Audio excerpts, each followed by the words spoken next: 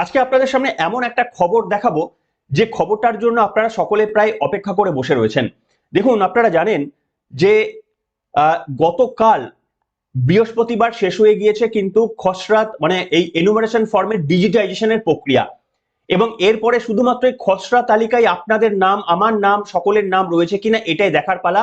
সকলেরই নাম থাকবে, শুধুমাত্র যারা একেবারেই সত্যি সত্যি চুরি করার চেষ্টা করেছিলেন তারা ভয়ে থাকবে, বাদবাকি আর ভয়ের কোনো কারণ নেই। ছোটখাটো ভুল ভ্রান্তি হলেও সেটা নিশ্চিন্তে নির্বিঘ্নে ঠিক হয়ে যাবে। কিন্তু আমি আপনাদের সামনে আজকে সেই তথ্যটা নিয়ে এসেছি, যারা এই পরিবর্তনটা চাইছেন, এই দুর্নীতি, এই মমতা বন্দ্যোপাধ্যায়ের দুর্নীতিতে যারা মানে একেবারেই মানে আর পারছেন না, তাদের জন্য একটা সুখকর খবর। And game. মমতা বন্দ্যোপাধ্যায়ের রাজনৈতিক জীবনের এটা হচ্ছে এন্ড গেম। এই কথাটা আমি বলছি না, অমিত মালবিয়া একটা অত্যন্ত গুরুত্বপূর্ণ, তিনি প্রথমে, আমি টুইটটা তার কাছ থেকে দেখেছিলাম, তারপরে এটা ভাইরাল হয়ে গিয়েছে। কি লেখা রয়েছে? EC smells rat in unmapped data. তারপরে অমিত মালবিয়া লিখছেন end of the road for Mamata Banerjee. এটার মানেটা কি? এই এই এই যে লেখাটা রয়েছে, এই যে একটা আর্টিকেল দেওয়া রয়েছে সংবাদ মাধ্যমের, এখানে কি লেখা রয়েছে জানলে আপনারাও চমকে যাবেন। আজকে আপনাদের সামনে জানাবো।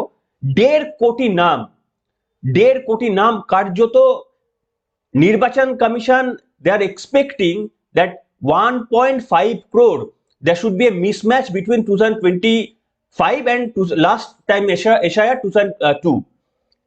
মানে এত বড় একটা ঘোটালা তৃণমূল কংগ্রেস সেটাকে নামিয়ে 30 লাখে নামিয়ে এসেছে। মানেটা হয়তো বুঝতে অসুবিধা হলো, স্বাভাবিক ব্যাপার, আমার টাইম লাগবে বোঝাতে, আপনাদের আমি বুঝিয়ে বলবো, তার জন্য একটু ধৈর্য ধরবেন। নমস্কার, welcome to simple as ABC. আপনাদের সকলকে স্বাগত জানিয়ে শুরু করছি অত্যন্ত গুরুত্বপূর্ণ একটি খবর। দেখুন, আমি একেবারে দেখুন, এই কথাগুলো সত্যি রাগঢাক না করে সকলেই এখন মানে বলা উচিত যে তৃণমূল কংগ্রেসের মতো এই রকম একটা কি বলবো, অদ্ভুত রাজনৈতিক দল ভারতের ইতিহাসে কখনো জন্ম নেয়নি, কখনো জন্ম নেয়নি। আপনি কল্পনা করতে পারবেন না, এরা সমস্ত দিকের বেরিয়ার ভেঙে গিয়েছেন। একদিকে রবীন্দ্রনাথ আর ওই স্বামী বিবেকানন্দ ছবি নিয়ে হাতে থাকেন, আর যা ইচ্ছা স্বেচ্ছাচারিতা, যা ইচ্ছা নোংরামো যেখানে সেখানে করে বেড়ান। আমি এই প্রথমে যেটা বললাম সেই খবর দেখাবো, চমকপ্রদ খবরে আসবো আপনাদের কাছে, কিন্তু তার আগে একটা অংশ আমাকে দেখানোর সুযোগ দেবেন। এই মুহূর্তে শীতকালীন অধিবেশন চলছে লোকসভাতে। আপনারা জানেন যে তৃণমূল কংগ্রেসের রত্ন খচিত কিছু সাংসদ বা এমনি সব জায়গায় রত্ন খচিত নেতা নেতৃত্বদের সমাহার রয়েছে, মুক্তোর মালা করে দেওয়া যাবে।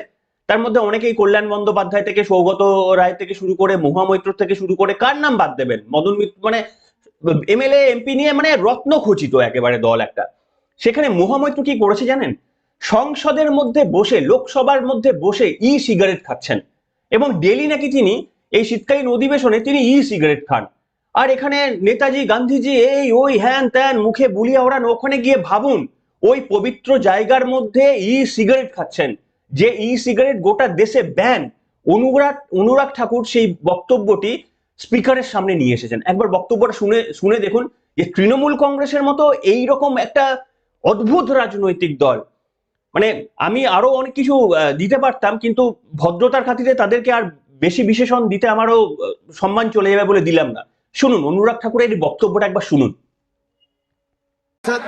सर, सदन की जानकारी के लिए है सर,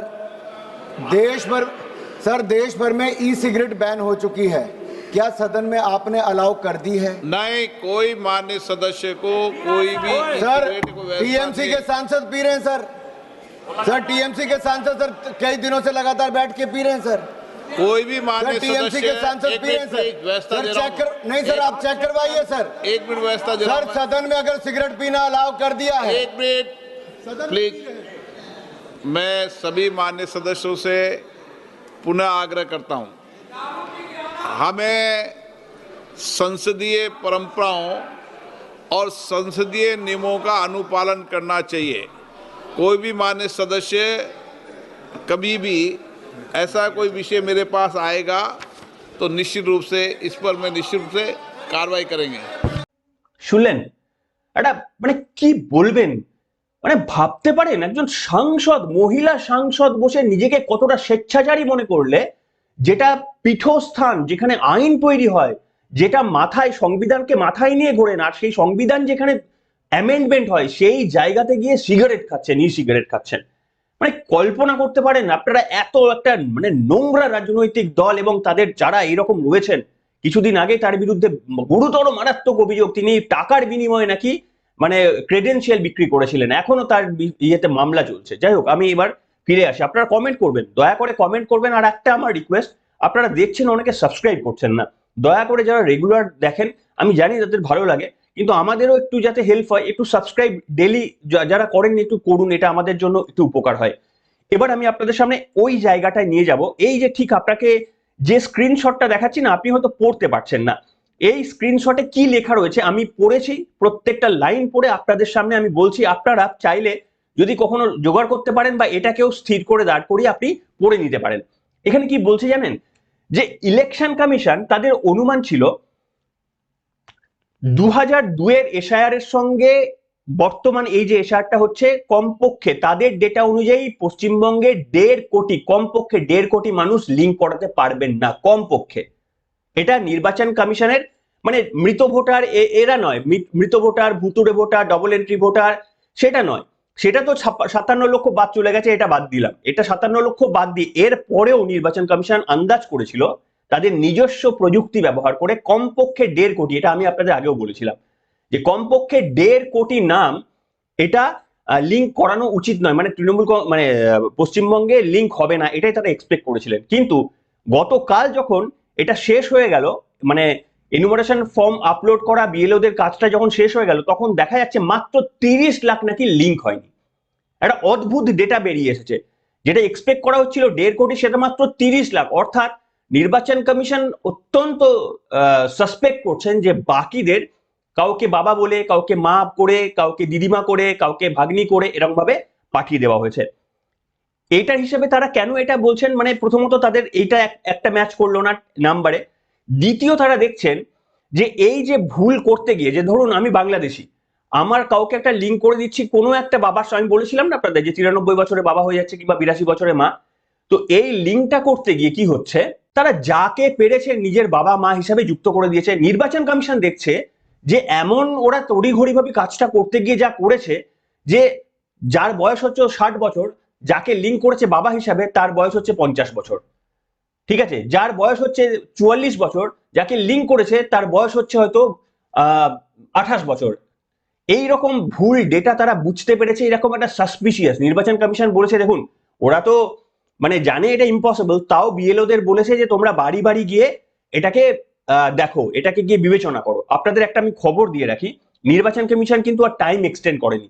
অন্যান্য 5-6টা রাজ্যে, উত্তরপ্রদেশ সহ 5-6টা রাজ্যে কিন্তু টাইম এক্সটেন্ড করেছে তারা, মানে এই এনুমারেশন ফর্মের ফিল আপ এবং সেটাকে ডিজিটাইজেশনের প্রক্রিয়াকে এক্সটেন্ড করেছে। পশ্চিমবঙ্গে কিন্তু এক্সটেন্ড করেনি, ওই 16 তারিখেই খসড়া তালিকা বেরোবে এবং তারা এর মধ্যে যা করে সেটা করবে। পশ্চিমবঙ্গে মমতা বন্দ্যোপাধ্যায় বা তাদের এজেন্সিকে আর নতুন করে খেলার জন্য তারা টাইম দেয়নি, এবার যা খেলার সেটা তারা করবেন এবং আইনত প্রক্রিয়াটা হবে, বুঝতে পেরেছেন? এবং সব থেকে আর একটা গুরুত্বপূর্ণ কি বিষয় জানেন, গুরুত্বপূর্ণ বিষয় হচ্ছে যে 85 বছরের বেশি এইরকম নাকি প্রচুর জমা পড়ে গিয়েছে। 85 ইয়ার্স ওল্ড এইরকম এজেড এর প্রচুর নাম নাকি জমা পড়েছে এবং সেগুলো ডিজিটাইজেশন হয়ে গিয়েছে। মানে এত 85 বছর এবং তারও বেশি সংখ্যক নাম নির্বাচন কমিশন অত্যন্ত সাসপিশিয়াস বলে মনে করছে। এবং এটা হতেও পারে যে ধরুন যারা মৃত ভোটার, ঠিক আছে, তাদেরকে এরকম হতেই পারে যে খেলাটা এরকম ভাবুন যে হয়তো যুক্তি এরকম দেওয়া হবে, না না যখন আমি ফর্মটা ফিল আপ করতে গিয়েছিলাম তখন তাদের 85 বছর, কারোর 92 বছর বয়স ছিল, দুদিন পরেই তারা মারা গেছে, হয়তো ডেথ সার্টিফিকেট তো রাজ্যের হাতে লিখে দেবে, ওই রকম ভাবে ডেথ সার্টিফিকেটও হয়তো বার করে দেওয়া হয়ে গেছে। বুঝতে পেরেছেন খেলাটা? বুঝতে পারছেন তো? মানে এক্সপেক্ট করছে যে একটা বিরাট পরিমাণের বয়স্কদের নাম হঠাৎ করে জুড়ে গিয়েছে, ঠিক আছে, যেটা ওরা সাসপেক্ট করছেন যে এটা বাড়ি বাড়ি গিয়ে নির্বাচন কমিশন বলেছে যে ওই এই সাসপিশিয়াস নেমগুলোকে না বাড়ি বাড়ি গিয়ে তাদেরকে ভেরিফাই করতে হবে। এবং ভেরিফাই নয়, বলেছে এই ডকুমেন্টে বলা আছে যে তাদের, এবং আরো অন্য ডকুমেন্টেও আমি দেখছিলাম যে বলা রয়েছে যে তাদের ভিডিও রেকর্ডিং পর্যন্ত করতে হবে। আপনি বিএলও গেল গিয়ে বাড়ি বাড়ি বললো হ্যাঁ আমি দেখেছি ওই লোকটাকে, 85 বছরের ওই লোকটি থাকেন, ভিডিও রেকর্ডিং করে জমা দিতে হবে কে সেই লোক। বুঝতে পেরেছেন? মানে নির্বাচন কমিশন শেষের দিকে এসে করার চেষ্টা করছে, কতটা আমি জানি না তারা করতে পারবেন, কিন্তু হ্যাঁ তাদেরও ভুল ছিল বলে মানি। তারা তৃণমূল কংগ্রেসকে কি ভেবেছিল, জানেন না যে তৃণমূল কংগ্রেস কিরকম একটা রাজনৈতিক দল? অন্যান্য রাজনৈতিক দল আর তৃণমূল কংগ্রেস কি একই নাকি? যে তৃণমূল কংগ্রেসকে এতটা প্রথম থেকে লাগাম ছাড়া যা ইচ্ছা করার সুযোগ দিয়ে রেখেছিল। এই সব কিছুর সমাধান আমি আরো এই ব্যাখ্যায় আরো আসবো, দু একটা কথা বলে নি মধ্যে। এর সবকিছুর সমাধান কি জানেন তো? এই যারা যে বিডিও, যে ইআরও, যে বিএলওরা অন্যায় করলেন না, শুধু এদের বিরুদ্ধে আইনত পদক্ষেপ। এদের মধ্যে একেবারে যারা করলেন, তৃণমূলের নিজেদের দালাল মনে করে যারা কাজটা করে ফেললেন না, পশ্চিমবঙ্গের মানুষের কথা চিন্তা না করে নিজের সবকিছু জলাঞ্জলি দিয়ে শুধুমাত্র যারা টাকার কাছে বিকিয়ে গেলেন কিংবা কোনো ভয়ের কাছে বিকিয়ে গেলেন, যারা কমপ্লেন পর্যন্ত করলেন না, তাদেরকে একেবারে আইনের আওতায় যদি নিয়ে আসতো না নির্বাচন কমিশন, এখন আমরা জানি না কতজনের বিএলওর বিরুদ্ধে বা ইআরওর বিরুদ্ধে কমপ্লেন তারা নিয়েছেন বা কত জন্য তারা এফআইআর করেছেন। তারা যদি আইনত ব্যবস্থা, আরে এরা যদি জানে যে আমার কেউ কিছু করতে পারবে না, নির্বাচন কমিশনও ওই বলবে যে শুধু কাজ থেকে আমাকে অব্যাহতি দেবে, আর তো কিছু করছে না। যদি না আমাকে জেলের ঘানি টানানোর মতো ব্যবস্থা করতে না পারে আর আমার চাকরিটাকে বাজেয়াপ্ত করার মতো যদি ব্যবস্থা করতে না পারে, এদের এই মানে এইগুলো চলতেই থাকবে। তো আমি জানি না নির্বাচন কমিশন এরপরে খসড়া তালিকার জন্য তারা ওয়েট করছিল কিনা, এরপর আমরা দেখবো খেলাটা। না হলে বুঝবো যে ওই নির্বাচন কমিশন পশ্চিমবঙ্গের মানুষের কথা চিন্তা না করে ওই নিজেরাই একটু অল্প খেলার চেষ্টা করছে। দেখুন, ওই 57 লক্ষে কিছু হবে না, এটা 1,57,00,000 বা 2 কোটিটা পৌঁছানোর কথা, যেরকম তথ্য আমাদের কাছে আসছে বা নির্বাচন কমিশন যেগুলো বলার চেষ্টা করছে। দেখুন, এবং আমি যে আপনাদের সামনে এতক্ষণ যে কথাগুলো বললাম সেগুলো আপনারা, আমি জানি যে আমার যারা দর্শক তারা সবসময় আমাকে বিশ্বাস করেন, কিন্তু স্টিল আপনাদের মধ্যে বিশ্বাসযোগ্যতা আরো আনার জন্য আমি একেবারে সর্বশেষ একেবারে লেটেস্ট একটা খবর দিয়ে আজকে পর্বটা শেষের দিকে যাব। আপনাদের আমি একটা খবর দেখানোর চেষ্টা করছি, জানি না দেখাতে পারবো কিনা, স্ক্রিনশটটা আনার চেষ্টা করছি, যেখানে একেবারে শেষের দিন, অর্থাৎ গতকাল এই এনুমারেশন ফর্ম ডিজিটাইজেশনের প্রক্রিয়ার শেষের দিন ছিল। সেই শেষের দিনে নির্বাচন কমিশন বিএলওদের আপে একটা নতুন প্রসেস চেঞ্জ এনেছে। কি চেঞ্জ করেছে জানেন? যেটা নিয়ে এই তৃণমূলপন্থী বিএলওরা একেবারে লাফালাফি শুরু করে দিয়েছে। নির্বাচন কমিশন বিএলওদের আপে বলেছে যে তোমাদের একটা অপশন দিয়েছে যে কোনো ভোটারকে যদি তোমাদের সন্দেহজনক বলে মনে হয় তাহলে সেটাকে মার্ক করো। হয়তো কালকে প্রক্রিয়া শেষ হয়ে যাচ্ছে, কিন্তু তা সত্ত্বেও তোমাদের আমি একটা অপশন ফিচার অ্যাড করে দিলাম, যে তোমার এই যে এদের মধ্যে তোমার আন্ডারে যে সমস্ত ভেরিফিকেশন যারা করেছো, বা তোমাকে যদি কোনো তৃণমূল নেতা জোর করে করিয়ে দেয় এর নামটা তুলতে হবে, এর নামটা তুলতে হবে, তাহলে তোমার কাছে একটা অপশন আমি হাতিয়ার দিয়ে দিলাম যে তুমি ওটাকে মার্ক করে রাখো যে আমার এটাকে সাসপেসিয়াস লাগছে, আমি এটাকে ফুল ভেরিফাই করতে পারিনি, যে কোনো রিজনে, চাপের কারণে হোক বা তথ্যের কারণে হোক বা আমাকে দিয়ে মিথ্যে লিখিয়ে নেওয়া হয়েছে, আপলোড করিয়ে নেওয়া হয়েছে, একটা নতুন ইয়ে দিয়েছে। এবার আপনি বুঝতে পারছেন কেন অপশনটা দেওয়া হয়েছে। এবার খবরের সঙ্গে মিললো আমার কথাটা, এতক্ষণ যেটা বললাম আশা করি মিললো আমার কথাটার সঙ্গে। এটা দেওয়ার কারণ হচ্ছে যে এত সাসপিসিয়াস, যেগুলো নির্বাচন কমিশন পরিষ্কার বুঝতে পেরেছে 1.5 কোটি কার্যত তাদের এক্সপেকটেশন, যে যেখানে এদেরকে ডাকা উচিত, যাদের লিঙ্ক নেই যাদেরকে ডাকা উচিত মাত্র 30 লাখ, সেখানে কি করে সংখ্যাটা আসে।